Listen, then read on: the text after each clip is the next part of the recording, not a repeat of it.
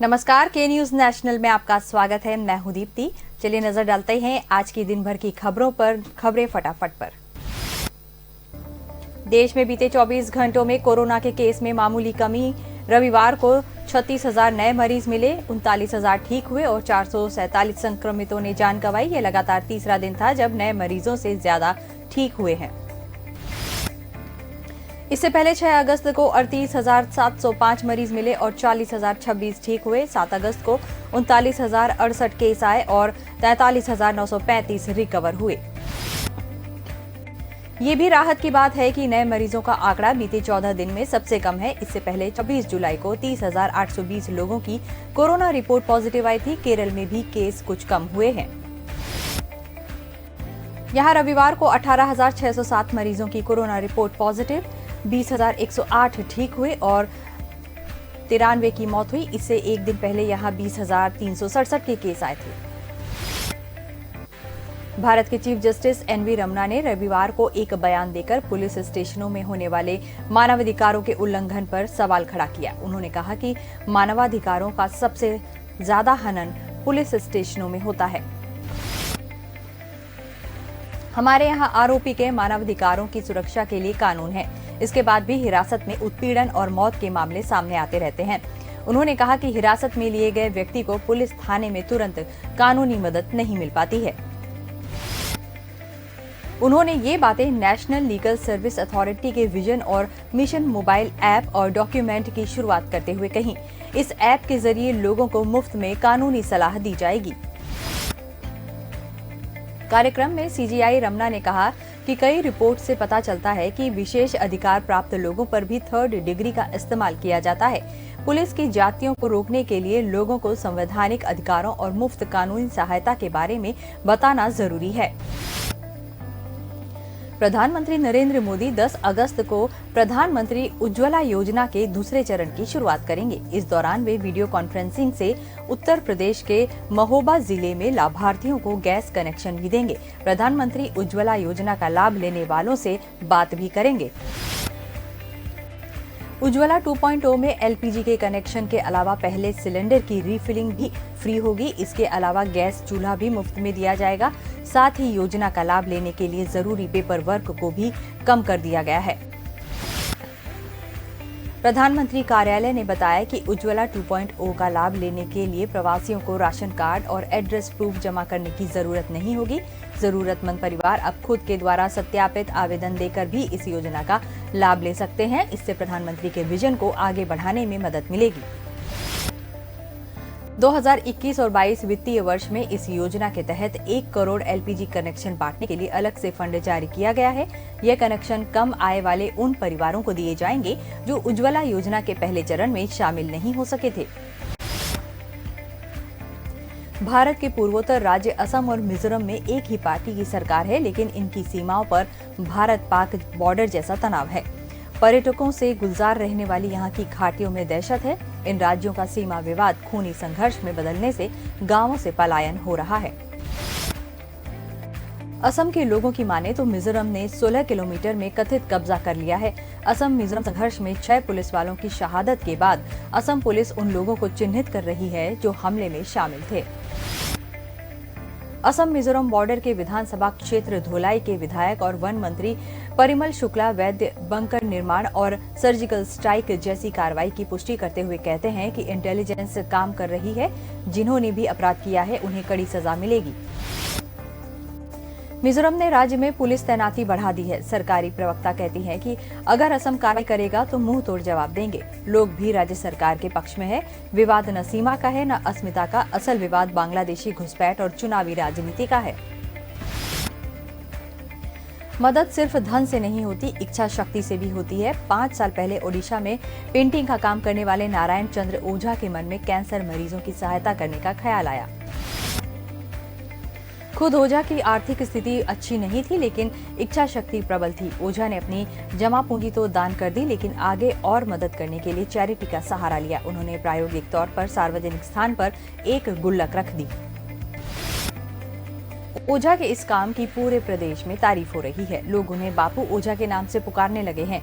ओझा पिछले 5 साल से प्रदेश में गुल्लक के जरिए ही चैरिटी के मिशन पर हैं। आज उनकी गुल्लक में 50,000 रुपए तक इकट्ठे हो जाते हैं।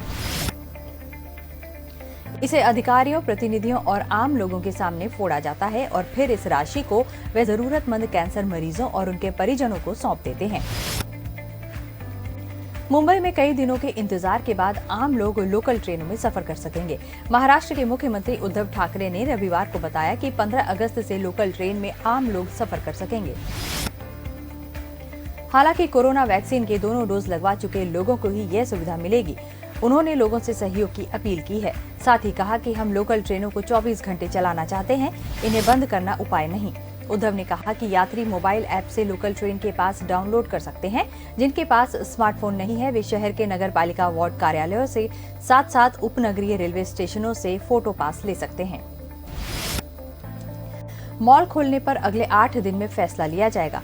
उद्धव ने ये फैसले कोरोना के कम होते हुए मामलों को देखते हुए लिए हैं। हालांकि ट्रेन में सफर करने वाले लोगों के लिए वैक्सीन लेना अनिवार्य किया गया है। देश में कोरोना वैक्सीन की मिक्सिंग पर हुई पहली स्टडी के नतीजे आईसीएमआर ने जारी किए हैं। स्टडी में कहा गया है कि कोवैक्सीन और कोविशील्ड की मिक्स डोज से कोरोना वायरस के खिलाफ बेहतर सुरक्षा मिलती है। आईसीएमआर के मुताबिक एडिनोवायरस वेक्टर प्लेटफॉर्म वैक्सीन और इनएक्टिवेटेड होल वायरस वैक्सीन का मिक्स डोज लेना सेफ है। इन दोनों वैक्सीन की अलग अलग डोज से एक ही वैक्सीन के 2 डोज की तुलना में बेहतर इम्यूनिटी मिलती है। कोरोना वैक्सीन मिक्सिंग की यह स्टडी आईसीएमआर ने मई-जून के बीच में की थी।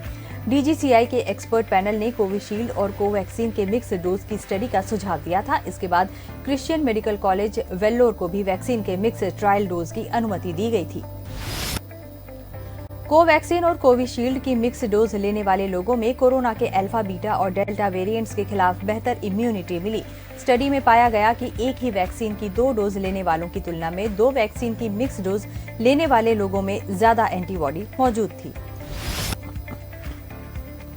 जयपुर में शहर के बीचों बीच 60 फीट प्रस्तावित बीआर चौधरी मार्ग एक ऐसा रोड है जहां 1 किलोमीटर में 140 से ज्यादा गड्ढे हैं। गड्ढे बड़े होने पर मिट्टी के कट्टे भरकर छोड़ दिए गए हैं। परेशान होकर लोगों ने रास्ता बदल दिया है। इस मार्ग से करीब 50 कॉलोनियां प्रभावित हो रही हैं। इस रोड की दुर्दशा की सबसे बड़ी वजह मालवीय नगर और सिविल लाइंस जोन के बॉर्डर पर होने से हुई है। मजबूरी के कारण स्थानीय लोगों को जेडीए की शरण में जाना पड़ा। जेडीए के जोन 5 ने 60 फीट प्रस्तावित रोड को बनाने के लिए टेंडर प्रक्रिया शुरू की है। स्थानीय पार्षद चांद सैनी ने बताया कि यह वार्ड मालवीय नगर विधानसभा और सिविल लाइंस के कोने पर है। हालांकि अफसरों को कई बार बता दिया गया यह वार्ड 143 नंबर है जो मालवीय नगर जोन में आता है। इसके बावजूद अफसर बॉर्डर पर होने का हवाला देकर हर बार मामला टाल देते हैं। जयपुर एयरपोर्ट के निजीकरण की तैयारी लगभग पूरी हो चुकी है। 12 अगस्त से अडानी समूह का 2 माह का ऑब्जर्वेशन पीरियड शुरू हो जाएगा। इस दौरान अडानी ग्रुप की टीम फ्लाइट संचालन से जुड़े सभी बिंदुओं को समझेगी। 2 माह के ऑब्जर्वेशन पीरियड के बाद अक्टूबर माह के मध्य में एयरपोर्ट का संचालन पूरी तरह से अडानी समूह के पास चला जाएगा। अडानी समूह ने विष्णु मोहन झा को जयपुर एयरपोर्ट का चीफ एयरपोर्ट ऑफिसर नियुक्त किया है। एयरपोर्ट का संचालन अडानी समूह के पास जाने के बाद 3 साल तक एयरपोर्ट अथॉरिटी के कर्मचारी ही यहां काम करते रहेंगे। एयरपोर्ट निदेशक जेएस बलहारा ने बताया कि 12 अक्टूबर के बाद एयरपोर्ट के एयर ट्रैफिक कंट्रोल और कम्युनिकेशन एंड नेविगेशन सिस्टम को अथॉरिटी के अधिकारी कर्मचारी ही संभालेंगे। इसके अलावा engineering, finance, administration, commercial, fire operations आदि में कार्यरत कर्मचारी 3 साल तक अडानी समूह के साथ मिलकर कार्य करेंगे। इसके बाद ये अपने लिए विकल्प चुन सकेंगे जिसमें या तो कर्मचारी अडानी ग्रुप के साथ जुड़े रह सकते हैं या एयरपोर्ट अथॉरिटी के अन्य एयरपोर्ट पर तबादला करवा सकते हैं। इंदौर से 75 किलोमीटर दूर धार जिला मुख्यालय के पास गंगा महादेव की वादी की खूबसूरती निखर गई है। चारों तरफ फैली हरियाली और 50 फीट ऊंचाई से गिरते दूधिया झरना सबका मन मोह रहे हैं। झरने के नीचे ही गुफा में उत्तरमुखी शिवलिंग है। यह शिवलिंग द्वापर युग का बताया जाता है। सावन के तीसरे सोमवार को ड्रोन की नजर से खूबसूरत गंगा महादेव की वादियों और उत्तरमुखी शिवलिंग के दर्शन कराए जाएंगे। कहा जाता है कि द्वापर युग में भगवान श्री कृष्ण अमझेरा स्थित आमका झमका मंदिर जाते समय यहाँ दर्शन करने के लिए रुके थे। इसे गुफा में पांडवों ने भी रात बिताई थी। ऐसा बताया जाता है कि पीढ़ी दर पीढ़ी पहले इसी गुफा में शिवलिंग प्रकट हुआ था, तभी से शिवलिंग यहाँ स्थापित है। गुफा के ऊपर से झरना हमेशा बहता रहता है। बारिश के समय 4 महीने तक दूधिया जैसा झरना गिरता है। मंदिर परिसर में ही तलई है जिसमें 12 महीने पानी रहता है। पूरे सावन के महीने में श्रद्धालुओं समेत कांवड़ यात्रा जल अभिषेक करते हैं।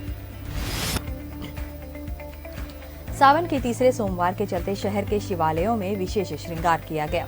मंदिरों में आकर्षक साज सज्जा की गई। सुबह से मंदिरों के पट खुल गए। कहीं पंचामृत से रुद्राभिषेक किया गया तो कहीं बर्फ के शिवलिंग बनाए गए। कई मंदिरों में अर्धनारीश्वर रूप देकर विशेष पूजा अर्चना की गई। श्री गुलेश्वर महादेव मंदिर में अर्धनारीश्वर स्वरूप में भगवान शिव की पूजा अर्चना हुई। मंदिर ट्रस्ट के सचिव मनोज तोमर ने बताया कि सुबह 8 बजे भगवान शिव शंकर का केशर एवं विविध औषधियों सहित पंचामृत से रुद्राभिषेक होगा। दिन में फलाहारी प्रसाद और रात्रि 8 बजे महाआरती पश्चात भजन कीर्तन होगा।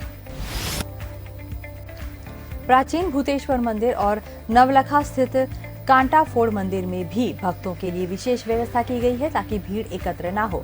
देव गुराडिया स्थित प्राचीन गुप्तेश्वर मंदिर में तीसरे सावन सोमवार के साथ नागपंचमी के लिए भी तैयारियां की जा रही हैं। जिले के इस प्राचीन मंदिर में नागपंचमी पर दूर दूर से लोग आते हैं और 3 दिन तक लगता है।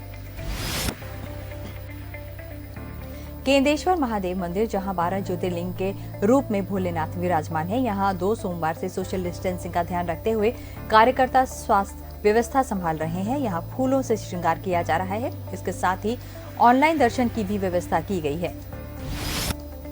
मध्य प्रदेश में विधानसभा का मॉनसून सत्र सोमवार से शुरू होगा। 4 दिन चलने वाले इस सत्र में ग्वालियर चंबल संभाग में आई बाढ़ पर चर्चा हो सकती है। विपक्ष चाहता है आपात स्थिति मानते हुए इस मुद्दे पर बहस के लिए ज्यादा से ज्यादा समय निर्धारित किया जाए। रविवार को हुई सर्वदलीय बैठक में इस पर सहमति बन गई। सदन की कार्यवाही 12 अगस्त तक बिना अवरोध के संचालित हो, लेकिन बाढ़ पर चर्चा पर फैसला सोमवार को विधानसभा शुरू होने से ठीक पहले कार्य मंत्रणा समिति में होगा।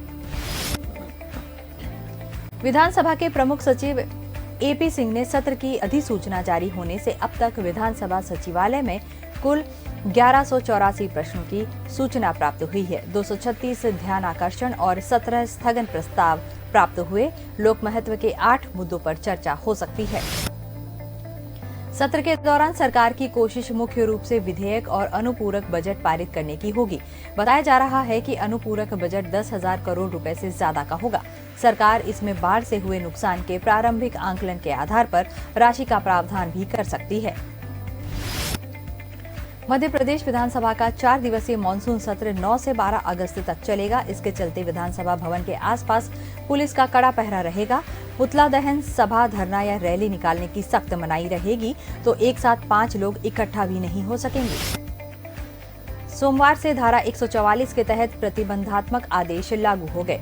भोपाल कलेक्टर के आदेश के बाद पुलिस ने विधानसभा पहुंचने वाले सभी रास्तों पर बैरिकेड्स की है, जहां पुलिसकर्मी तैनात रहेंगे और आने जाने वाले प्रत्येक व्यक्ति से गुजरने का कारण पूछेंगे।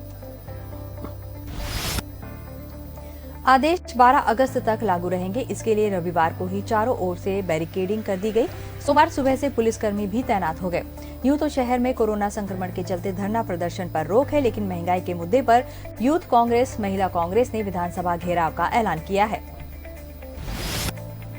इसके चलते ही विधानसभा और उसके आसपास के क्षेत्रों में प्रतिबंधात्मक आदेश जारी किए गए। सरकार ने पुरानी जेल परिसर और भेल दशहरा मैदान को अस्थायी जेल घोषित किया है। अमेरिका में कोरोना महामारी एक बार फिर तेजी से लोगों को संक्रमित कर रही है। देश में कई जगह अस्पतालों में इमरजेंसी हालात हैं। टेक्सास राज्य की राजधानी ऑस्टिन में स्थिति बेहद गंभीर हो गई है। यहाँ आईसीयू में सिर्फ 6 बेड खाली हैं, जबकि इस शहर की आबादी 24 लाख है।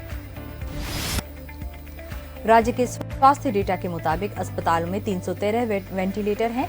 सार्वजनिक स्वास्थ्य चिकित्सा निदेशक डेस्मर वॉक्स के दफ्तर से शहर के नागरिकों को तबाही की चेतावनी देने वाले ईमेल और फोन कॉल किए गए। वॉक्स कहते हैं कि हमने लोगों को महामारी के कारण उपजे हालात की सूचना भेजी है। हमारे अस्पताल गंभीर रूप से तनावग्रस्त हैं। हम उनका बोझ कम करने के लिए लोगों के साथ मिलकर काम कर सकते हैं। डेल्टा संस्करण के कारण शहर में पिछले 1 माह में नए मरीजों की अस्पताल में भर्ती होने की दर औसत 600% से अधिक बढ़ गई है, जबकि आईसीयू में मरीज 570% बढ़े हैं। स्वास्थ्य विभाग के अनुसार 4 जुलाई को वेंटिलेटर पर सिर्फ 8 मरीज थे, जो एक ही दिन में बढ़कर 102 हो गए। आने वाले दिनों में ऑस्टिन में आने वाले मामलों में 10 गुना तक वृद्धि और हो सकती है। पूरे टेक्सास राज्य में कुल 439 आईसीयू बेड हैं। राष्ट्रीय आयुर्वेद संस्थान की ओर से रविवार को हुई एमटीएस भर्ती परीक्षा में फर्जी परीक्षार्थियों के परीक्षा देने का मामला सामने आया है। जयपुर में 5 सेंटरों पर परीक्षा हुई थी। जेएलएन मार्ग स्थित राजस्थान कॉलेज में फर्जी परीक्षार्थी पकड़ में आने के बाद जयप्रकाश शर्मा संयुक्त निदेशक एनआईए की तरफ से कनिष्ठ लिपिक छगन लाल ने गांधीनगर थाने में रिपोर्ट करी। पुलिस ने तीनों को गिरफ्तार किया है। वहीं महाराजा कॉलेज में एक युवक ब्लूटूथ लगाकर परीक्षा देता मिला, जिसके संबंध में लालकोठी थाने में मुकदमा दर्ज हुआ। रिपोर्ट में बताया कि सुबह 9 से 10:30 बजे तक राजस्थान कॉलेज में कॉलेज के उड़न दस्ते ने चेकिंग के दौरान हरियाणा के अमित कुमार, सुमंत कुमार और छवि कुमार तथा महाराजा कॉलेज में विनोद कुमार को पकड़ा है। राजस्थान कॉलेज में परीक्षा के दौरान फ्लाइंग विंग ने जब एप्लीकेशन फॉर्म में लगे फोटो से अभ्यर्थियों को मिलाना शुरू किया तो परीक्षार्थियों की जगह फर्जी युवक पकड़ में आए। एक संदिग्ध को भी पकड़ा गया है। चारों युवकों को पुलिस के हवाले कर दिया गया है। तो खबरें फटाफट में फिलहाल इतना ही। आप बने रहिए के न्यूज़ नेशनल के साथ। नमस्कार।